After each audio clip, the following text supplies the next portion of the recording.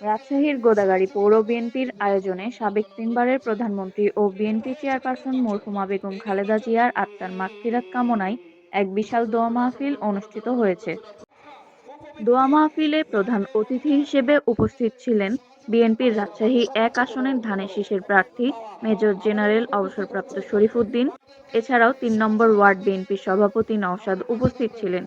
অনুষ্ঠানে উপস্থিত ছিলেন গোদাগাড়ী উপজেলা বিএনপির সভাপতি আব্দুস সালাম শাওয়াল, গোদাগাড়ী পৌর বিএনপির সাবেক সভাপতি মজিবুর রহমান, পৌর বিএনপির সাবেক সিনিয়র সভাপতি রুলু, সাবেক সাধারণ সম্পাদক আনারুল চৌধুরী, গোদাগাড়ী উপজেলা বিএনপির সাবেক নেতা বণিক মিলন সহ পৌর বিএনপির ৯টি ওয়ার্ডের সভাপতি। দোয়া মাহফিলে আরও উপস্থিত ছিলেন রাজশাহী জেলা স্বেচ্ছাসেবক দলের সভাপতি লিটন, জেলা শ্রমিক দলের সভাপতি আলম, জেলা যুবদলের সিনিয়র যুগ্ম আহ্বায়ক ডিকো, গোদাগাড়ী পৌর যুবদলের আহ্বায়ক বিপ্লব এবং জেলা ছাত্রদলের সদস্য সচিব আলামিন।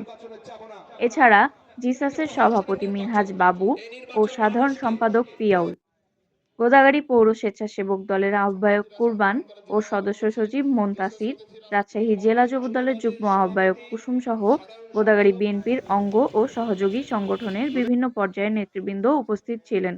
এই সময় নেতৃবৃন্দ জানান, খালেদা জিয়ার রুহের মাগফিরাত কামনার জন্য মহিষালবাড়ি মহিলা কলেজে উপস্থিত হয়েছি। আমাদের নেত্রী, আপসের নেত্রী, ওনার যে এত জনপ্রিয়তা, ওনার যে ৪২ বছর দেশের গণতন্ত্র পুনরুদ্ধারের জন্য কোনো আপোষ ছাড়াই বাংলাদেশে যিনি সংগ্রাম করে গেছেন, তিনি সর্বশেষে মরহুমা বেগম খালেদা জিয়ার রাজনৈতিক অবদান স্মরণ করেন এবং তার আত্মার মাগফিরাত কামনা করেন। দোয়া মাহফিল শেষে মরহুমার রুহের মাগফিরাত কামনা করে বিশেষ মোনাজাত অনুষ্ঠিত হয়। মাকাম দান জিম্মায় তাকে তুমি আল্লাহ পাক রব্বুল আলামিন হেফাজত করেন। আল্লাহ পাক রব্বুল আলামিন মৃত্যুর পরে আল্লাহ পাক রব্বুল আলামিন তার মা বাবার সঙ্গে ব্যারিস্টার আমিনুল হক, আল্লাহ পাক রব্বুল আলামিন তিনি মাদ্রাসা এতিমখানা নির্মাণ করেছেন। আল্লাহ পাক জান্নাতুল ফেরদাউসের উঁচু মাকাম দান করে দেন। আপনি যদি মাফ করে জান্নাত দেন, আপনাকে তো কারো কাছে কৈফিয়ত লাভ হবে না। আল্লাহ পাক রব্বুল আলামিন